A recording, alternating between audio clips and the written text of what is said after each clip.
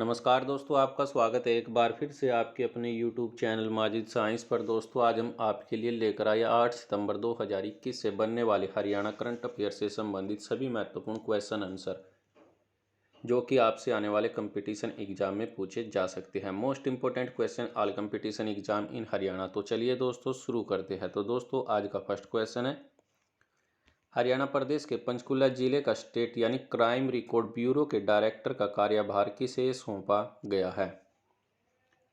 तो दोस्तों, इसका ऑप्शन नंबर आपका डी रहेगा, यानी ओपी सिंह को। हरियाणा प्रदेश के पंचकुला जिले के स्टेट क्राइम रिकॉर्ड ब्यूरो के डायरेक्टर के रूप में ओपी सिंह को नियुक्त किया गया है और शत्रुजीत कपूर को विजिलेंस ब्यूरो का डायरेक्टर नियुक्त किया गया है। और ऑप्शन नंबर सी आपके मोहम्मद अकील, जिसे जेल महानिदेशक के रूप में नियुक्त किया गया है। अब बात कर लेते हैं पंचकुला जिले के बारे में। पंचकुला नाम की उत्पत्ति राज्य के स्थानीय शब्द पंच यानी पांच, कुल यानी नहरों से मानी जाती है। इसलिए पंचकुला को 5 सिंचाइयों का नहर भी कहा जाता है। राज्य की नहरों को जल की प्राप्ति घग्गर नदी से होती है और इसका विस्तार नाडा साहिब से मनसा देवी तक फैला हुआ है। मोहाली, चंडीगढ़ तथा पंचकुला को ट्राई सिटी के उपनाम से भी जाना जाता है।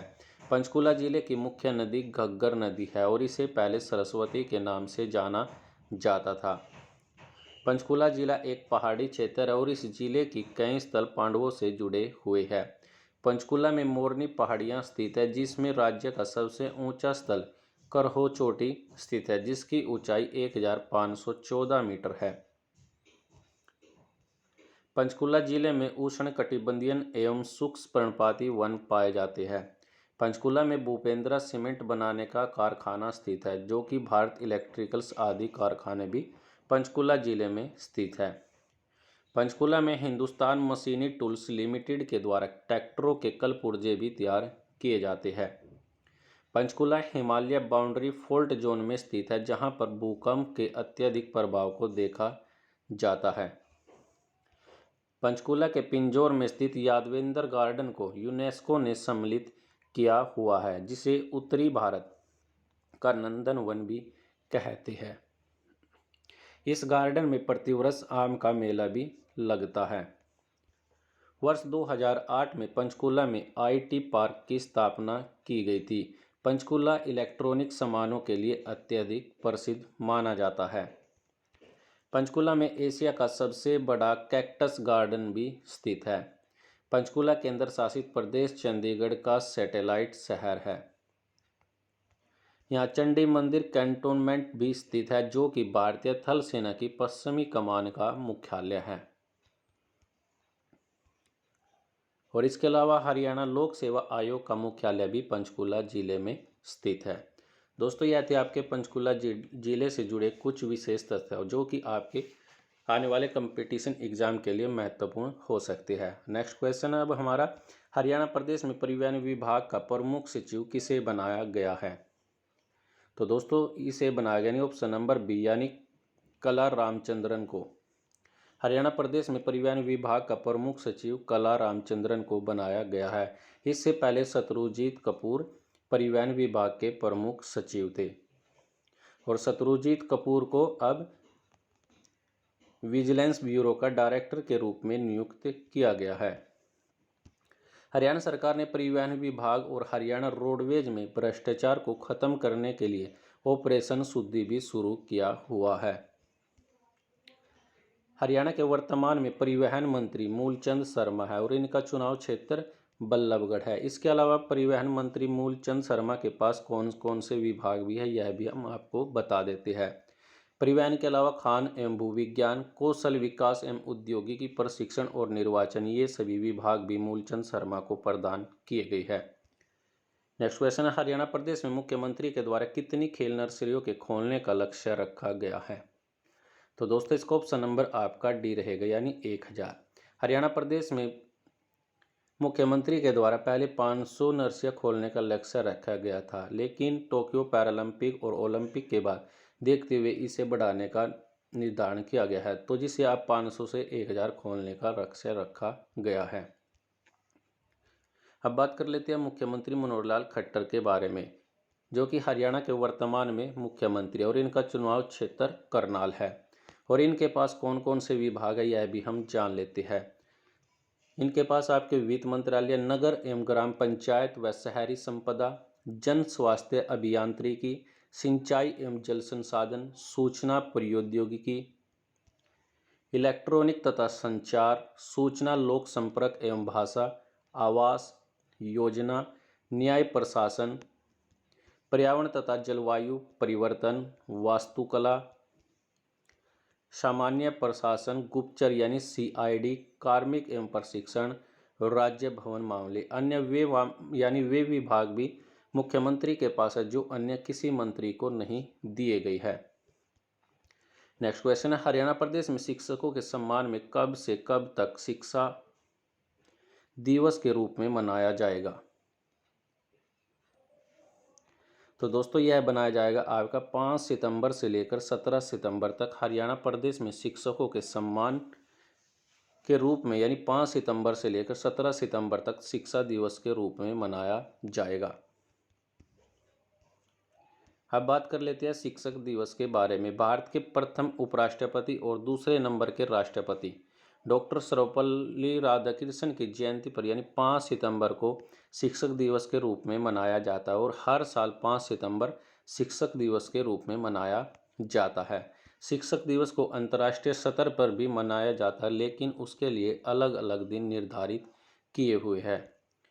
कुछ देशों में इस दिन छुट्टी रहती है, लेकिन अंतर्राष्ट्रीय स्तर पर यह 5 अक्टूबर को मनाया जाता है। इस दिन का मनाने का जो मुख्य उद्देश्य है शिक्षकों के महत्व और उनके योगदान को सम्मान दिलाना है।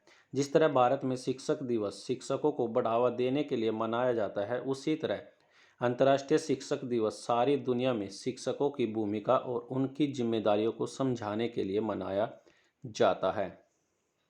विश्व शिक्षक दिवस का इतिहास। 1966 में यूनेस्को और अंतर्राष्ट्रीय श्रम संगठन की एक बैठक हुई, जिसमें शिक्षकों के उत्तराधिकार यानी अधिकारों को जिम्मेदारियां, रोजगार और आगे की शिक्षा के साथ गाइडलाइन बनाने की बात कही गई थी। संयुक्त राष्ट्र ने विश्व शिक्षक दिवस को अंतर्राष्ट्रीय स्तर पर मनाने के लिए साल 1994 में 100 देशों के समर्थन से यूनेस्को की सिफारिश से पारित कर दिया गया था। और इसके बाद से 5 अक्टूबर 1994 से अंतर्राष्ट्रीय शिक्षक दिवस के रूप में मनाया जाने लगा। अलग अलग देशों में अलग अलग तारीख को शिक्षक दिवस के रूप में मनाया जाता है।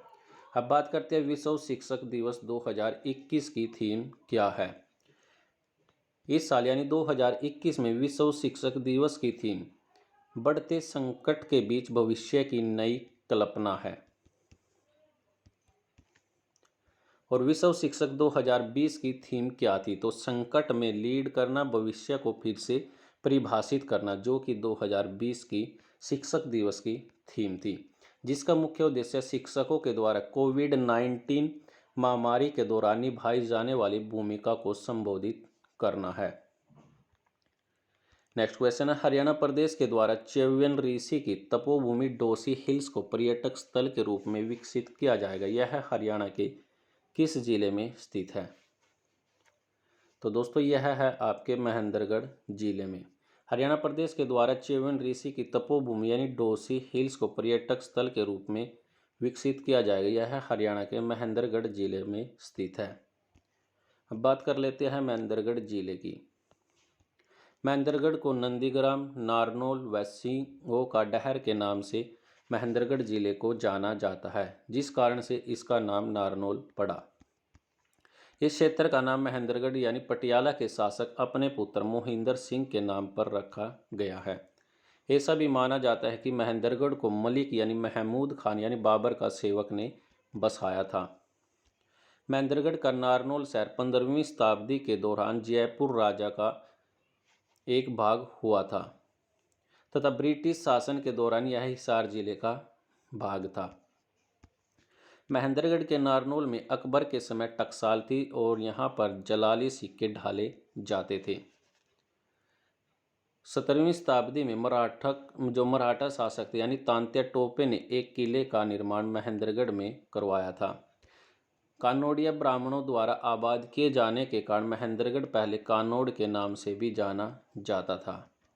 महेंद्रगढ़ का नारनौल महर्षि च्यवन की तपोस्थली भूमि मानी जाती है और नारनौल में 1543 में वीरभान ने सतनामी संप्रदाय की स्थापना की थी। महेंद्रगढ़ के नसीबपुर में 1857 की क्रांतिकारियों का शहीद स्मारक भी स्थित है। हरियाणा में अरावली मैदान का सबसे ऊंचा भाग नारनौल नगर है और दक्षिणी पश्चिमी में कुलताजपुर ग्राम है जो कि 662 मीटर ऊंचा है और इसी को ढोसी की पहाड़ी कहते हैं। यह जिला हरियाणा में सरसों के उत्पादन में प्रथम स्थान रखता है। खनिज संसाधन की दृष्टि से महेंद्रगढ़ का महत्वपूर्ण स्थान है और इसी वजह से इन्हें खनिजों का शहर भी कहा जाता है। यहाँ पर स्लेट पत्थर की प्रचुरता के कारण देश विदेश तक स्लेट की आपूर्ति भी की जाती है और यह जिला लाख की चूड़ियों के लिए विशेष रूप से प्रसिद्ध है। राज्य का एकमात्र ऐसा जिला है जिसका जिला मुख्यालय महेंद्रगढ़ नगर में न होकर नारनौल नगर में स्थित है और राज्य के इस जिले में कोई भी राजमार्ग नहीं गुजरता है। महेंद्रगढ़ में हरियाणा का एकमात्र केंद्रीय विश्वविद्यालय जिसकी स्थापना 2009 में की गई थी और ये महेंद्रगढ़ जिले के जंतपाली गांव में स्थित है। नारनौल में एक वीर्या बैंक भी है जहां पर तरल नाइट्रोजन प्लांट लगा हुआ है और नारनौल को तालाबों और बावड़ियों का नगर भी कहा जाता है। उत्तर भारत का सबसे बड़ा लॉजिस्ट पार्क नारनौल में स्थित है और यह हरियाणा का न्यूनतम जनसंख्या वृद्धि दर और नगरीय जनसंख्या वाला जिला भी है। नेक्स्ट क्वेश्चन है, हरियाणा के किस जिले के निवासी सतीश कादयान ने केरल में हुई प्रथम para master national indoor game में स्वर्ण पदक को जीता है? तो दोस्तों इसका ऑप्शन नंबर आपका ए रहेगा। हरियाणा के पानीपत जिले के निवासी सतीश कादयान ने केरल में हुई प्रथम para master national indoor game में स्वर्ण पदक को जीता है और ये हरियाणा के पानीपत जिले के गांव सिवा का निवासी है। केरल में आयोजित हुई यानी 1 से 30 सितंबर तक प्रथम para master national indoor games में पावर लिफ्टिंग में 150 किलोग्राम वजन उठाकर स्वर्ण पदक अपने नाम किया है। अब इनका चयन जापान में होने वाली 2022 में para master power lifting championship के लिए भी हो गया है। बात करते हैं पानीपत जिले की। पानीपत को 1 नवंबर 1989 को करनाल जिले की पानीपत असिंध तहसीलों को अलग करके नया बनाया गया था। 24 जुलाई 1991 को पुनः इसे करनाल में मिला दिया गया और जनवरी 1992 को फिर से इसे एक अलग जिला बनाया गया। पानीपत का प्राचीन नाम पांडुपरस्त या फिर पनपरस्त था। यहाँ 3 मुख्य लड़ाइयाँ लड़ी गई यानी पहली लड़ाई, दूसरी और तीसरी। पानीपत की प्रथम लड़ाई 1526 में, दूसरी लड़ाई 1556 में और तीसरी लड़ाई 1761 में लड़ी गई थी। महाभारत काल में इस स्थान को वानप्रस्थ के नाम से भी जाना जाता था। यह महाभारत के समय का अत्यधिक पुरातन शहर है और पांडव द्वारा कौरवों से मांगे गए 5 प्रांतों में से एक था।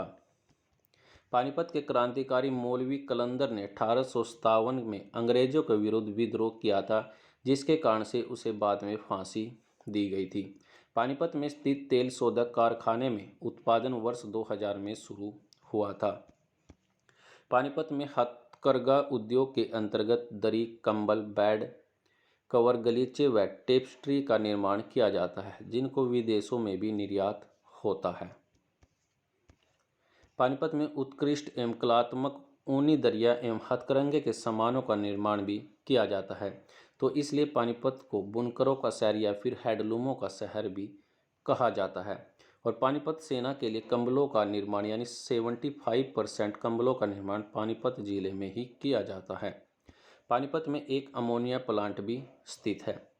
टेक्सटाइल मशीनरी का निर्माण भी पानीपत जिले में किया जाता है और भारत की पहली कार्डिंग मशीन का निर्माण पानीपत में किया गया था। 23 अगस्त 1974 को पानीपत में नेशनल फर्टिलाइजर लिमिटेड की स्थापना की गई थी और यह प्लांट किसानों को यूरिया व खाद तैयार करता है। पानीपत के रघुनाथ धाम मंदिर में हरियाणा का पहला अन्नपूर्णा वस्त्र एवं अनाज बैंक भी स्थित है और पानीपत में देश का पहला रबड़ संयंत्र भी स्थापित किया गया है। पानीपत के पचरंगा चाट, डिब्बाबंद सूखी सब्जियां, बासमती चावल का निर्यात अनेक देशों में किया जाता है और पानीपत में कैपेटिव विद्युत संयंत्र भी स्थित है। इसके अलावा पानीपत में बेटी बचाओ बेटी पढ़ाओ कार्यक्रम की शुरुआत 22 जनवरी 2015 को की गई थी। पानीपत में शारीरिक विकलांगों के लिए आवासीय विद्यालय भी स्थित है।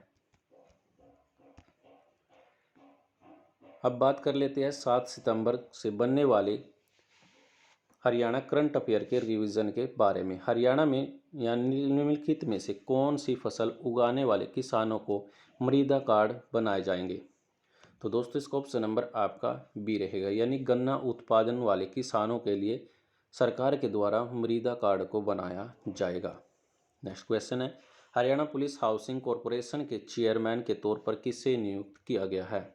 तो दोस्तों ऑप्शन नंबर सी यानी PK अग्रवाल को। शत्रुजीत कपूर को विजिलेंस ब्यूरो का डायरेक्टर, मोहम्मद अकील को जेल महानिदेशक के रूप में नियुक्त किया गया है। हरियाणा के चालू वित्त वर्ष के अंत तक कितने राशन डिपो को CSP में बदला जाएगा? तो दोस्तों इसका ऑप्शन नंबर डी यानी 500 राशन डिपो को। नेक्स्ट क्वेश्चन है, हरियाणा के किस जिले के गांव अमीन के निवासी विकास का चयन वॉलीबॉल की सीनियर एशियाई चैंपियनशिप के लिए भारतीय टीम में हुआ है? तो दोस्तों इसका ऑप्शन नंबर आपका ए रहेगा, यानी कुरुक्षेत्र जिले के निवासी। नेक्स्ट क्वेश्चन है, टोक्यो पैरालंपिक में हरियाणा के कितने खिलाड़ियों के द्वारा भारत की झोली में 6 पदक डाले गए हैं? तो दोस्तों इसका ऑप्शन नंबर आपका बी रहेगा, यानी हरियाणा के 5 खिलाड़ियों के द्वारा 6 पदक जीते गए हैं। और ये 5 खिलाड़ी कौन से हैं दोस्तों, कमेंट करके जरूर बताना। नेक्स्ट क्वेश्चन, हरियाणा प्रदेश से वर्तमान में कितने सरकारी मॉडल सांस्कृतिक स्कूल चल रहे हैं? तो दोस्तों इसका ऑप्शन नंबर है आपका बी, यानी 137 मॉडल सांस्कृतिक स्कूल। और आज के इस वीडियो का लास्ट क्वेश्चन है जो आप सभी के लिए, कृपया कमेंट करके जरूर बताएं कि टोक्यो पैरालंपिक 2020 में भारत के द्वारा कुल कितने पदक जीते गए हैं? हमारे पास 4 ऑप्शन है, 5, 8, 6 या 19। फिलहाल के लिए दोस्तों आज के लिए इस वीडियो में इतना ही। वीडियो अच्छी लगी तो वीडियो को लाइक कीजिए, कमेंट कीजिए, शेयर कीजिए और सब्सक्राइब कीजिए माजिद साइंस को। वीडियो देखने के लिए आप सभी लोगों का धन्यवाद।